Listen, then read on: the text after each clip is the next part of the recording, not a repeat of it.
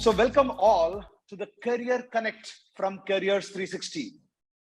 There are a lot of questions students, professionals who are working in organizations for more than few years face. What should they do to go up the ladder in the corporates? How do they ensure that their growth, not in just in terms of the money, but also the responsibility that they wield, can go up in the corporates and the industry they function? One area that everybody knows is good for success in various organizations in corporates is an MBA. However, we have seen that 2 years of COVID has also thrown up a lot of challenges.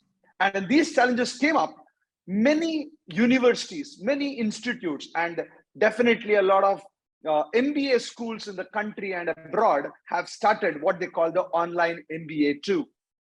Whether you call them the postgraduate programs in management, but adding an E to it, an online MBA, or whatever else name that you go. Most important that have happened over the last few years is that MBA is no longer for the elite or for the top tier students. It is available for a lot many students across the country, across the globe.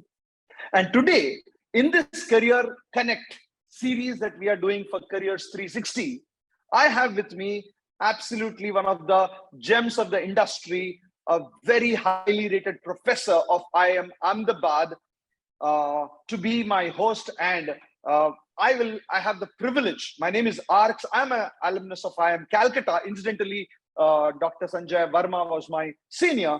I have the privilege of interviewing him, asking questions on your behalf, all you students and work experience graduates, and make sure that this session, which is probably going to be for about 40 to 45 minutes or so, will be very, very useful for each and every one of you who is thinking of an online MBA, or even we'll look at positives of an online MBA versus a regular MBA in this session. So before I begin, sir, welcome to the very, very important session. Dr. Sanjay Verma that I have. Thank you, Arx. Thanks a lot. Yes, sir.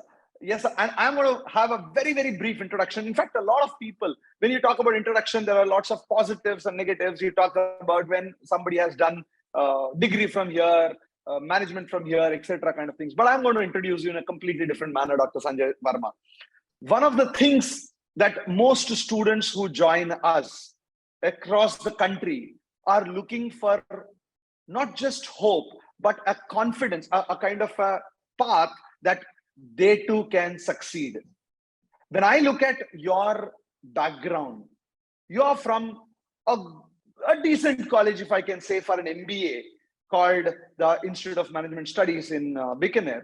But your zeal, your enthusiasm for learning, and probably an area where very few people have done very good in, like the MIS and operations, you picked up that and did your fellow program in management from the prestigious IIM Calcutta, post which couple of years you were with the Xavier's Institute as a professor, but for the last 2 decades, you have been at the portal that everybody wishes to be. It's kind of a dream come true for people to be in that portal called IIM Ahmedabad, the Indian Institute of Management Ahmedabad. Add to that, the reason why you are here, sir, is you have been also the chair of the e-PGP program, the online postgraduate program of IIM Ahmedabad. While it has its own challenges, but today we are taking you, we will also ask all the students to ask you questions on the generalized idea about how an online MBA, how a e-PGP kind of a course will change their career paths as we go along. And I'm really, really once again privileged, sir, to make sure that you are there with me in this 30-40 minute dialogue. Thank you for joining us today. So I'm going to start off with a very, very basic question. You have done a regular MBA, going to a school, a B school that I'm talking about, and also been a part of IIM Calcutta, where again, a regular MBA where people interact. With COVID, and of course, even IIM Ahmedabad previously starting off e-PGP, and a lot of institutes, including the Harvards and the MIT, starting off the online MBA program. How do you think has this transition happened, and what are the differences between, let's say, a regular MBA and you think the challenges of an online MBA? Just a broad idea before we delve deep. Okay. So first of all, thank you, Aks, for inviting me. The differences between two kind of programs, and I will talk about these as far as the learning in classroom or delivery is concerned. I will differentiate from that perspective. Now, first of all, I personally believe, and all my answers will be what I think personally based on my experience. And what I think personally is that it's very difficult to maintain your attention span if you are talking to someone online.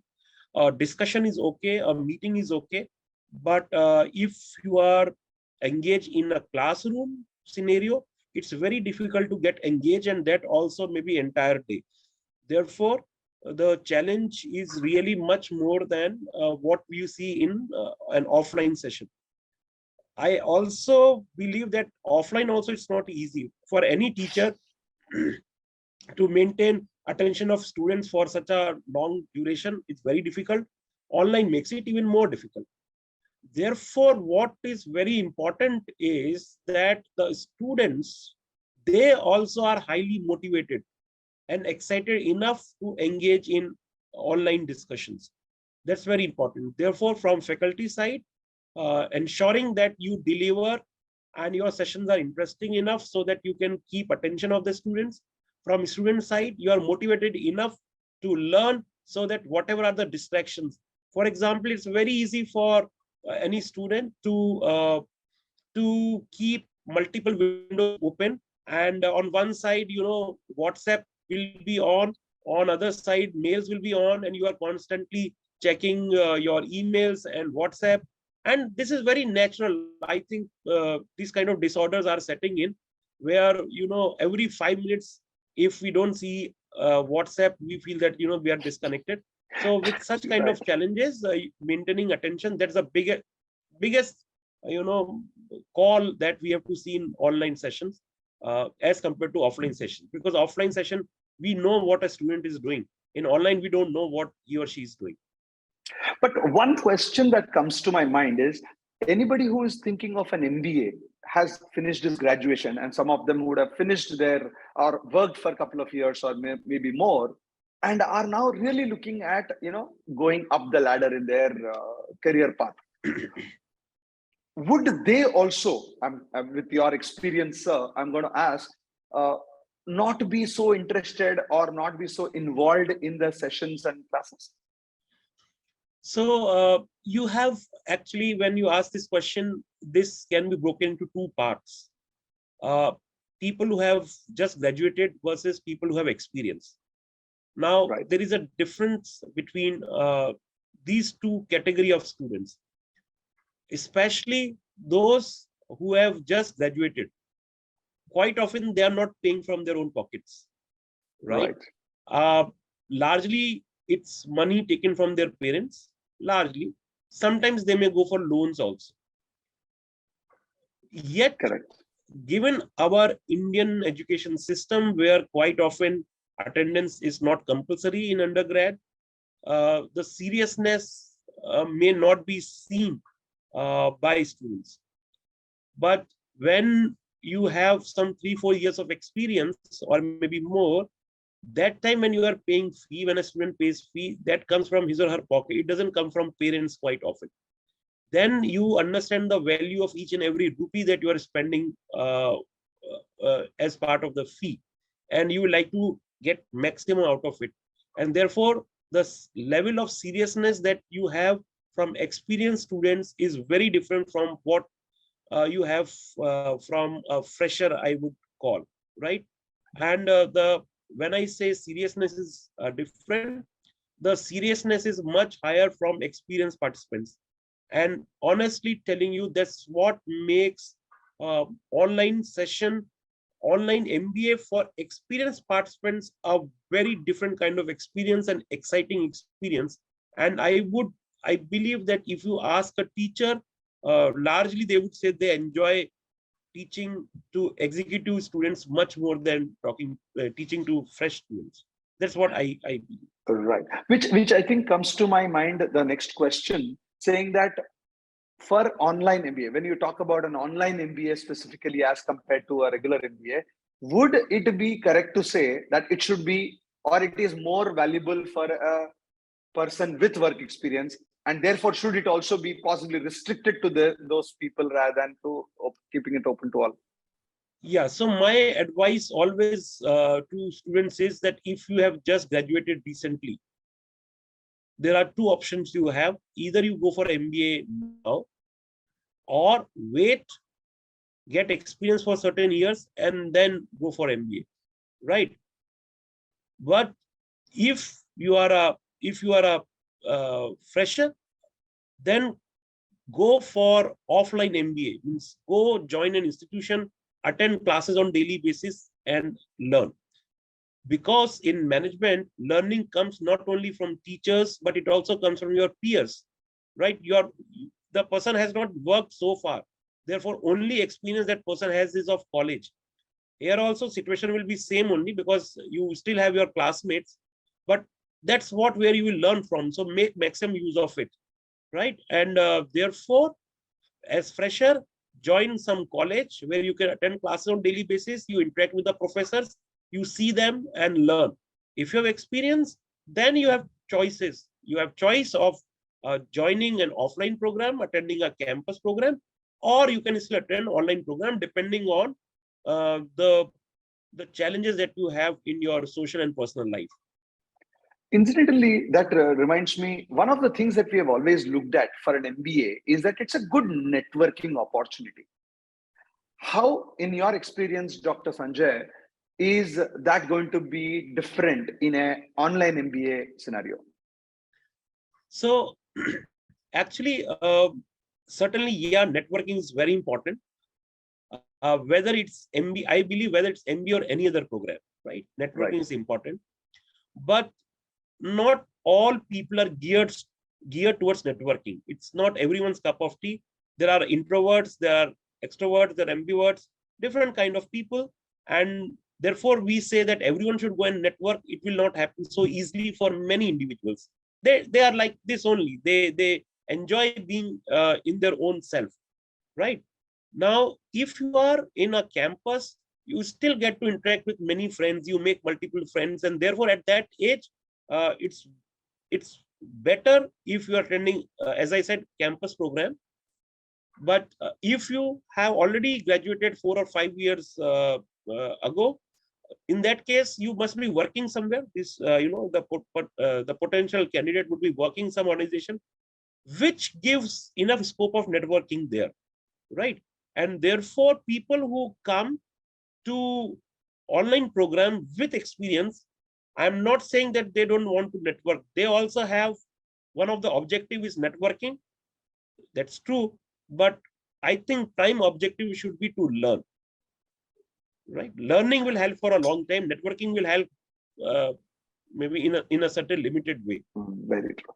One serious consideration that at least in India I can speak about, having seen a lot of students, is that they consider MBA as a success mantra to getting a higher paycheck. How does this translate, according to you, in the online MBA world?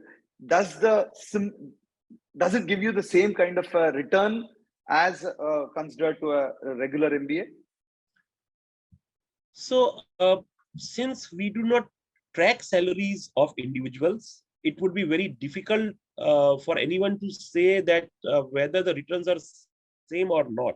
And therefore, I may go by certain examples that I have seen, right? Yeah. And I will mention those kind of examples, but at the end, it depends on individuals, how good you are, how well you perform in the organization. Then only you will get good paychecks and you will get rise. Given that, I have seen participants, and not one, but many participants, who within 2 years of passing out from online program, their paycheck not became double. It became 4 times. Wow. Right? Wow. They shifted jobs, maybe 2, 3 jobs that happened. But like I know one person who joined at around 12 lakhs or so. And within 1.5 years or so, he was around 40 or so. And I know other people also who joined a program at maybe similar salaries now are withdrawing, I don't know how many times, and they are now in some other country, not even in India. And they are enjoying both the work as well as life. So if you Excellent. are good enough, uh, within few years, you can get leave alone double. It will become 4 times, 5 times also. But remember, you have to perform, you have to show that you have learned, and you should know whatever you learn to put it into practice. That's very important. In other words, you're almost telling us that if you do an online MBA the right way, like you Yes, said, the learning way, the yes, corporates also value you equally well. yes, yes. I will give you an example. Just few days ago, someone was a student of mine. Um, he had applied for certain position in Africa, and he was asked about the competitive position of different countries. Mhm. And the gentleman had attended a course on corporate strategy, and this was one of the topics that he had undergone. He gave, Correct. I think he gave an answer, and therefore he was telling me that the interviewer gave him a compliment that he was the far better candidate than any other candidate that they had seen, because Amazing. after studying all those things, he could put things in perspective. Right, many of the Excellent. concepts become very clear to you, and then you are able to give answers with confidence and right answers, correct answers. So that's how it helps. Before I continue forward, Dr. Sanjay, one question that I will ask you. Uh, I think you have kind of enumerated some of these things, but what are the advantages of an online MBA and what are the disadvantages of an online MBA if I were to just look at advantages, disadvantages? Right. Okay. So first of all, let me give some kind of clarification about online MBA. While different institutions will have different models, most of the institutions offer online MBA in what we call as blended learning uh, format. When we say blended learning, it's not 100% of the course is online.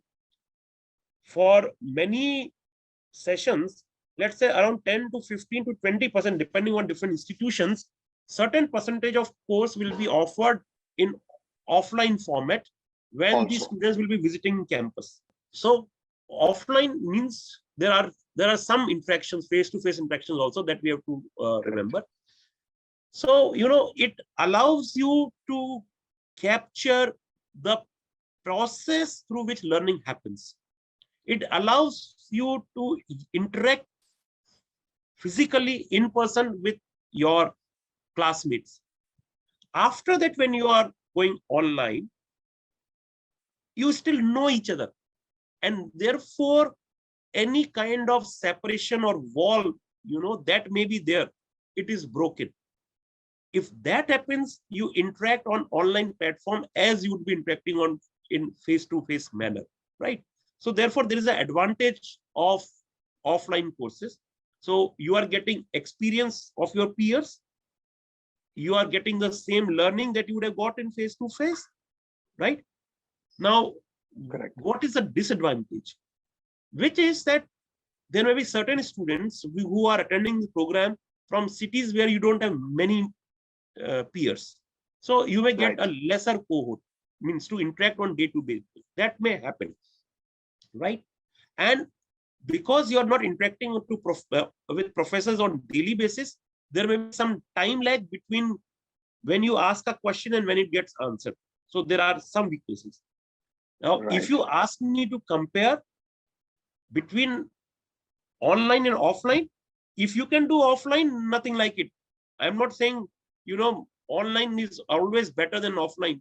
No, offline is better, but always compare, can you attend an offline program, can you go to a campus, many times answer is no, because there are many conditions. There are situations at home that you can't leave your job, you have responsibilities. In case you can't attend a program, then online is a Excellent. wonderful choice. You may not get 100% of what you get on campus, but you will certainly get 90% of that or 80% of that. Cover it up with the networking that you do and what you learn from peers. So overall, it may become maybe 100% or even more. Then it depends on how you make use of the opportunity that you get. Wonderful. One question, of course, there are questions coming up, but this question, which is very interesting to ask. When you talk about, let's say, CAT in India or GMAT, when people write to get into the top schools like a Harvard or a Stanford, the number of students in those programs is limited because of the restriction in the space. IIM Ahmedabad has 400, 450 students every year. In the online space, there is technically no such restriction. Am I right? True. If that is the case, do you really think, sir, that the quality of students getting into online MBA will be similar to the offline MBA? So question is, how do you define quality? That's the first question. Is quality a one-dimensional construct, or is it multi-dimensional construct? So if quality means, for example, cracking CAT, then possibly quality is going down, because you will not get 99.5 percentile, that you may not Correct. get kind of students, if that's the quality. And not in only one subject. For example, not only in quants, you have to get the same in English and data interpretation. I'm not sure even great scientists or mathematicians like Ramanujan would have been able to clear CAT with that kind of because he would have Yeah. cleared something else like a VARC. Yeah. Fair enough. So what is that quality? So the quality that comes from the richness of experience, the richness of maturity in the class, the richness of willingness to learn, the question that get asked, that I'm sure will compensate for more than what we may lose, in an offline program. This is a huge leg up for a lot of students who perennially are afraid of this exam called CAT or a GMAT, can't make it to the IIMs. But if their intent is there, Professor Sanjay Verma clearly tells us that, hey, you can make it to the absolute top, and on online MBA is definitely the way for that. Thank you. That's actually a very, very good input, sir. One question that comes from a student called Ravi is that, what are the qualities that a candidate should ideally possess to have an MBA? Is there any specific such qualities? And interesting question, can an engineering student be a good management person? Okay, so qualities of a good manager. Now, this is something that would be very difficult to answer, but I can answer from my own experience, means the way I see my own trajectory. Right. I was a very introvert person. Means I would usually not interact with people. I would be afraid talking to people, and so on and so forth. My transformation happened when I joined management program. Right. I became more extrovert, means I was not extrovert. So I became reasonably extrovert so that I could talk to people with confidence. I started understanding the world much better than what my understanding was previously. And therefore, I feel that I underwent a very significant change, right? Therefore, it doesn't matter much what you are before. You will undergo a change, but ask a question to yourself. Do you want to be a manager really? For example, suppose you can be a very good painter, possibly, right? Or you can be a good cricketer, and you think that your life is in painting or cricket or engineering or medicine or law or whatsoever it is. management is not the only thing in this world. There are many other better things that you can do. And therefore, don't do management just because others are doing. You do Right. management because you want to do it and you have passion for it. And management also doesn't mean that, you will get some subordinates and you will manage them and you rule over them. No, it's not management. Management is actually ensuring that you make best use of the resources that you have, whether it may be in the form of your friends, colleagues, peers, subordinates, money, material, whatever it is. Absolutely. Absolutely. That's what is management about. Can an engineer be a good manager or a good leader? Anyone can be a good manager. There is no restriction on being engineer or a doctor. Anyone can be a good manager, no doubt about that. And management can be, it's something that you can acquire. Otherwise there is no point of having an MBA program. If people are born managers, then what is the point of having MBA program? Some are born and some are born non-managers. So then MBA is not going to change anything. But the fact there is a program which has been successful so many years means that there is some transformation that happens. Sir, you have seen 20 years of the corporates itself, of students graduating. This is one interesting question which has come up. This student asks, I'm confused which trend or branch to join for an MBA. What will be booming now and what will be booming in the future? How do you answer this question, sir?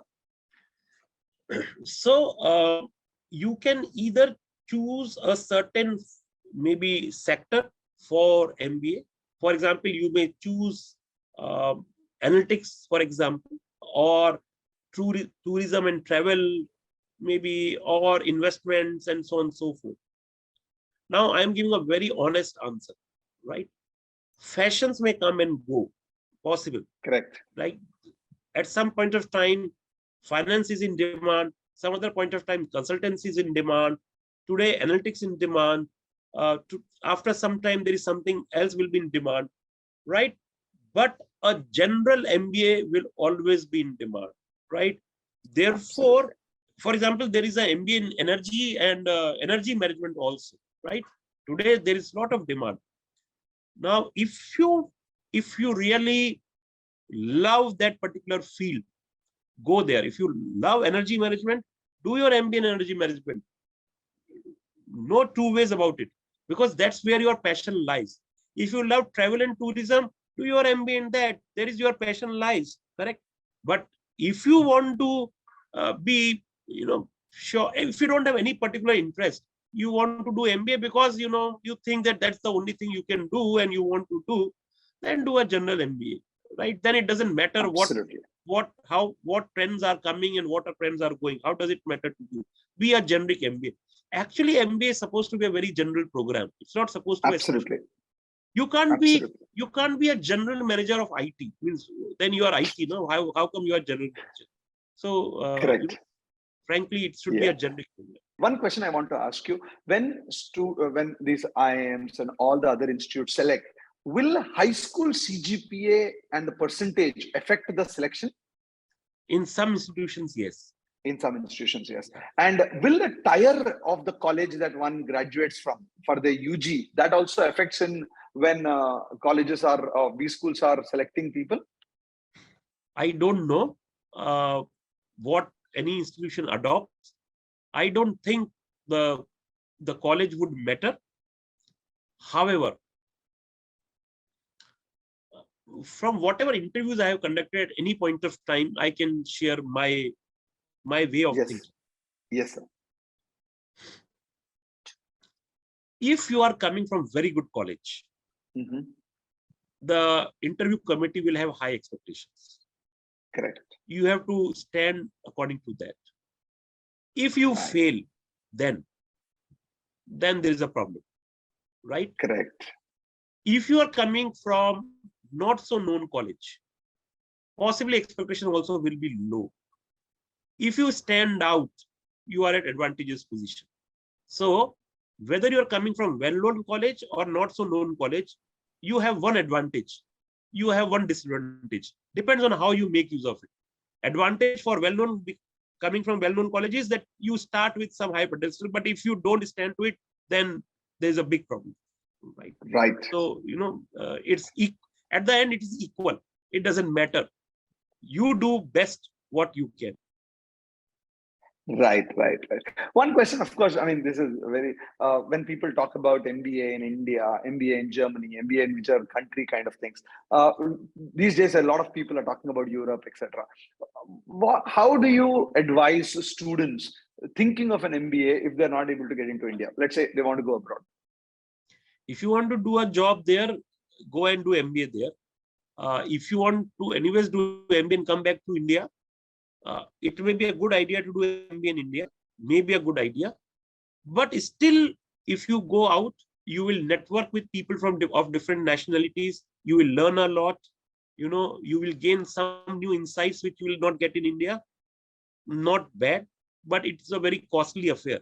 Therefore, spending in Canada, you may end up spending maybe 1 crore at least in a good college like a Rotman, School of Business kind of, which is University of Toronto.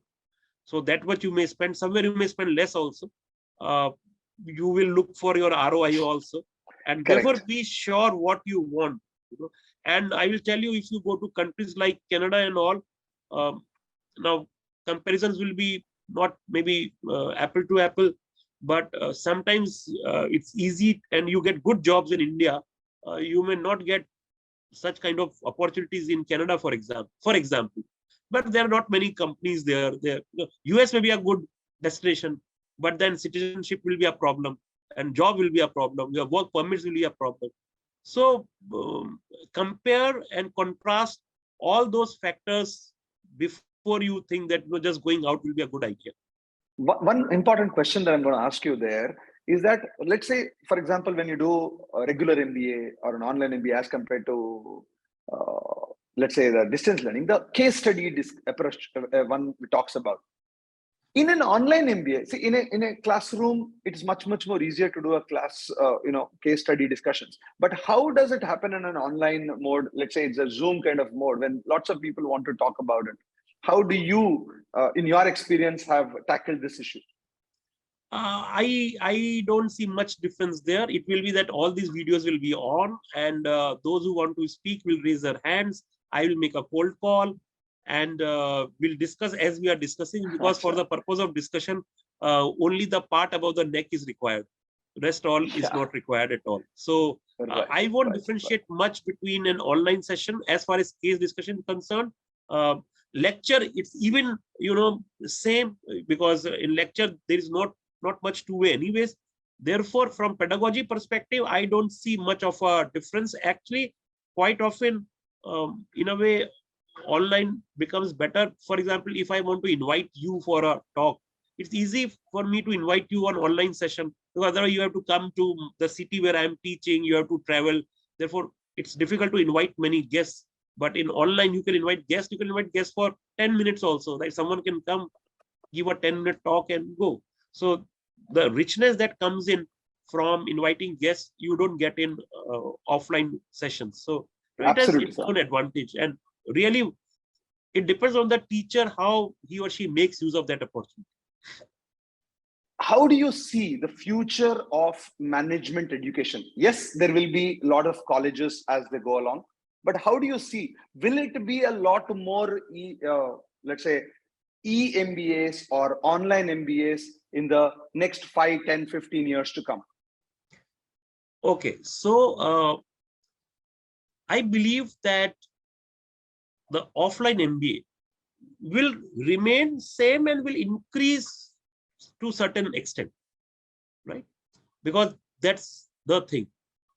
But also we are observing that the total number of applicants for management program are reducing. That means, and why is that happening? That also let me clear. Earlier, there were not many opportunities. Like a student would either do engineering or medicine. And if you're from commerce, you would do CA or maybe MCom. There are not many opportunities. Now there are multiple opportunities. And therefore, not everyone wants to do MBA.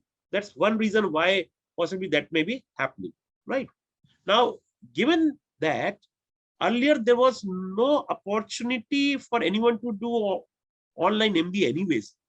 Correct. Now there is a possibility. And all those people who missed the bus first time, they get an opportunity after 3 years, 4 years, 5 years, 6 years, 11 years also, right? Therefore, they can make use of that opportunity. And therefore, market share of online MBA will increase for a long time. Actually, it's very, very logical, right? And therefore, absolutely, and the capacity will increase phenomenally.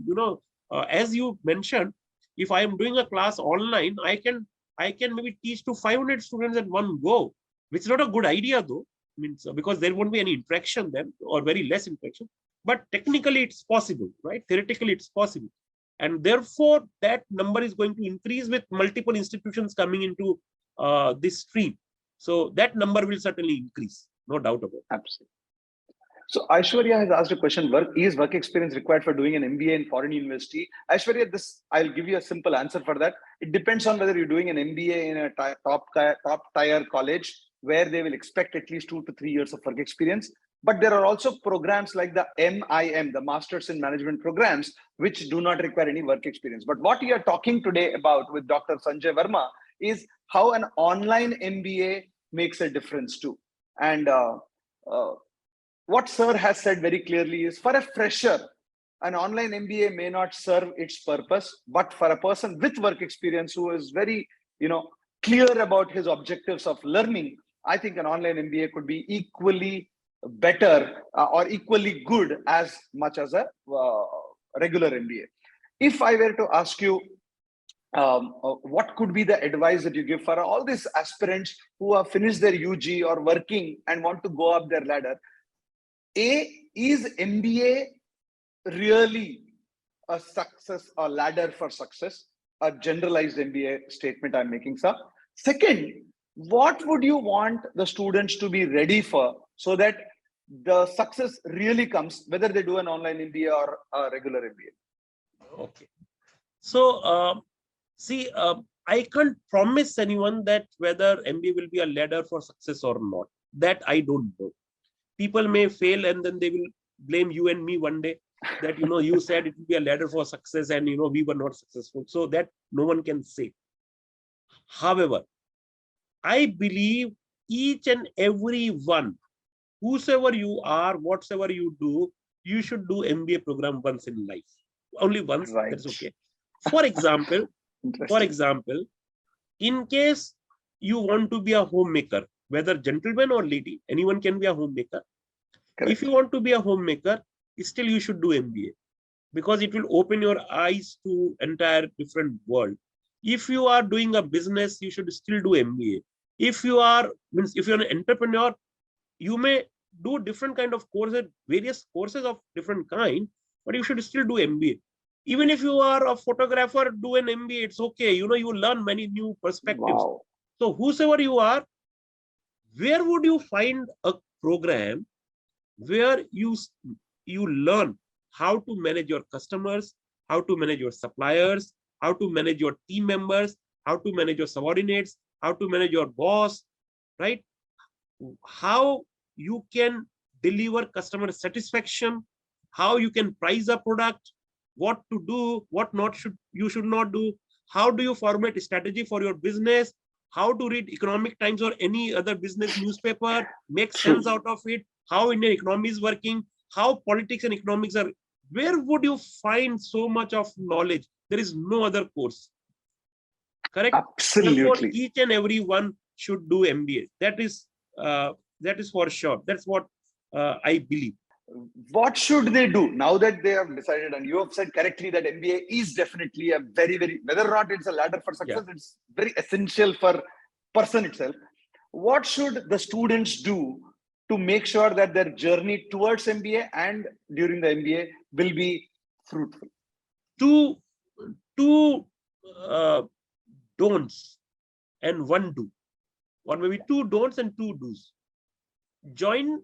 After joining an MBA program, quite often people say you will not benefit by reading books. This is all bookish knowledge. I don't think that's right. A book has been written by someone after gaining experience from multiple people, multiple years. Books are valuable. If you think books are of no value, then learn to read a book. That's the first advice, right? So don't believe when someone says books are of no value. Perfectly incorrect, totally incorrect. Don't miss classes. Quite often there is a tendency that, that professor is very boring. You're not looking for Shah Rukh Khan or Mahmood in class. It's True. a serious business. And therefore, Correct. take it seriously. Don't go to class for entertainment. Go to class for learning. And learning is a Correct. serious business. So don't do that. Now, what do? You interact with your classmates, friends, and try to work with them. You will get multiple projects as part of the course. Do them. It's a teamwork, be an active member of your team.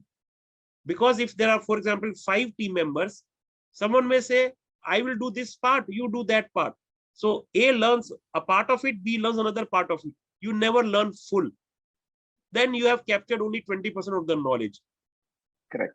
Maybe play a little less, maybe watch a little less TV, whatever. Maybe spend less time on WhatsApp or whatever you do. But do your projects, all projects. Even if you have to make a day of 48 hours, do it. Whichever way, but work hard. There is no substitute to hard work. That's wonderful. That we had Dr. Sanjay Verma today in the Career Connect series of Careers 360. Sir, some of the inputs have been so brilliant that every student who hears this lecture, and it's going to be obviously available on YouTube for everybody else too, will hopefully take cue from this and pick up an MBA, whether it's a regular MBA or an online MBA, but with one objective, that they are here to learn. Thank you so much for giving me and giving us this valuable time of yours, sir. 1 hour. Thank you very, very much, and hope to see you in more such sessions as we go along. Thank you. Thank you, and all the best to the participants or potential students of MBA program anywhere. Thank you, sir. And for all the students who have heard, thank you very much, friends. And thanks to Careers 360 to be organizing this seriously. And if you have more questions, please keep sending this on the YouTube channel of Careers 360. Join or subscribe to the YouTube channel of 360. Also, it will help you with many more such sessions as we go along. Thanks once again, sir. Have a wonderful evening and a wonderful weekend too. To all. Thank you.